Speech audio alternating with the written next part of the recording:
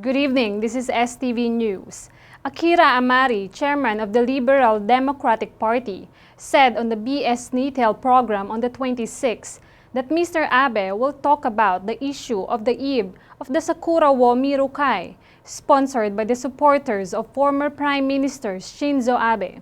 I think I'll explain it properly. Regarding the partial compensation of the expenses by Mr. Abe, Mr. Amari emphasized that Mr. Abe himself was not involved at all and did not know at all. After that, he said, "I have no choice but to apologize sincerely and explain."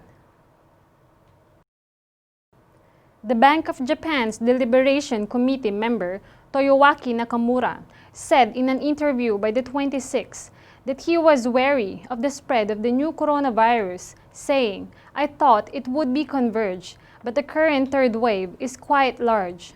On top of that, he said that the series of corona measures, such as financial support for companies introduced by Bank of Japan after March, is a difficult situation to end in March 2021, and that is necessary to consider extending the deadline.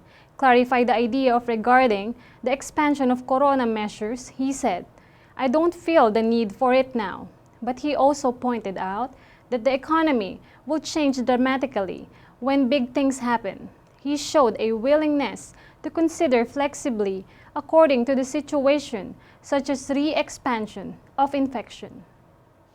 Minister of Health, Labor and Welfare, Norisha Tamura, announced at a press conference after the cabinet meeting on the 27th that the deadline for special measures for employment adjustment subsidies provided to companies that cooperated in maintaining employment will be extended from the end of December to end of February next year. In response to the recent re-expansion of infection with the new coronavirus, we reviewed the conventional policy of gradually reducing the number from the beginning of the year. The yen exchange rate on the Tokyo Foreign Exchange Market on the 27th was 104.25 to 26 yen per dollar as of 9 a.m., which was 0.7 yen higher and the dollar weaker than the previous day, 104.32 to 32 yen. Mitsubishi Heavy Industries announced a business plan in the energy and environment fields on the 26th, clarified that utilization of nuclear power is essential to reduce greenhouse gas emissions to virtually zero by 2050, promote safety measures for the restart of nuclear power plants. Next-generation light water reactors with improved safety will continue research and development with the aim of putting them into practical use in the mid-30s. Mitsubishi Heavy Industries has positioned the decarbonization business as a growth area in the medium-term management plan for FY 21 to 23, which was announced in October and has announced a specific strategy this time. It will invest 90 billion yen in the decarbonization business over 3 years, create a new business of 50 billion yen in FY 2011, and increase it to 300 billion yen by FY 2018. Brazil-Japan Chamber of Commerce and Industry Chairman Toshinori Murata, the Electric and Information and Communication Subcommittee, held an online seminar on the 26th, and the U.S. government is pushing ahead with the introduction of the next-generation communication standard, 5G, to keep out China. The Brazilian government may decide to participate in the Clean Network Initiative later this year, he said. The U.S. government is pressing the Brazilian government to delay bidding for 5G frequency allocations, and the European Union is also calling for restrictions on potential information leak suppliers. On the other hand, the Chinese have announced the establishment of a 5G equipment manufacturing plant, and the bargaining of the Brazilian 5G market is becoming more active. According to the Tokyo 23 Ward Consumer Price Index released by the Ministry of Internal Affairs and Communications on the 27th, The comprehensive index excluding fresh foods, which fluctuate greatly, was 101.3. It fell by 0.7% negative for 4 consecutive months. The decline for the first time in 8.5 years since May 2012, due to the influence of the government's tourism support project, Go to Travel campaign. Accommodation charges have fallen, pushing down prices. Accommodation charges fell by 34.4%.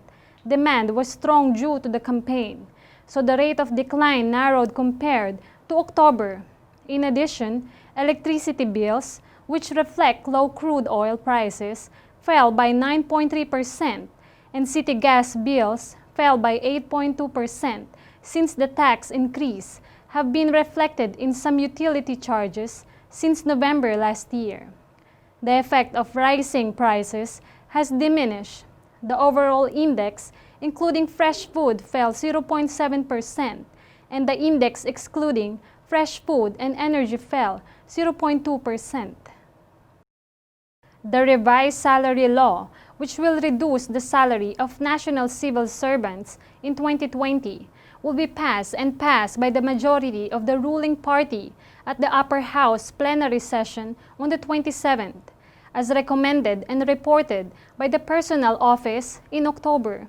The bonus will be reduced by 0.05 months to 4.45 months a year, and the monthly salary will remain unchanged. The annual income, including the bonus and monthly salary, will decrease by 21,000 yen from 6,734,000 yen. It was revealed on the 27th that MITSUI FUDOSAN plans to carry out a tender offer for Tokyo Dome. The two companies announced in the morning of the same day that they will submit to the Board of Directors meeting held today. It is expected that the tender offer will be announced in the afternoon. Tokyo Dome is in conflict with the major shareholders overseas fund over its management policy and has been requested to dismiss the management team. Tokyo Dome is going to agree with this stub, and MITSUI FUDOSAN will become a de facto white knight or knight of Hakuba. Saburo Kawabuchi, 83, who is the head of the Olympic Village, Chuoku, Tokyo, where the athletes from each country and region are staying, responded to the interview at the time of the Tokyo Olympics and Paralympics next summer for the tournament, which was postponed for 1 year due to the influence of the new coronavirus. He said, "I have a strong desire to make the Olympic Village a memorable one for athletes and related parties." A large-scale athlete base with 18,000 beds at the time of the Olympics in 21 accommodation facilities with 14 to 18 floors. He has held important positions such as the first chairman of the J-League, the chairman of the Japan Football Association, and the Japan Basketball Association, but he tightened his mind to a completely different role and declared it the last major role in his life. European soccer was played in various places on the 26th, and SAMPDORIA, in which Maya Yoshida fully participated in the 4th round of the Italian Cup, lost to Genoa 1-3.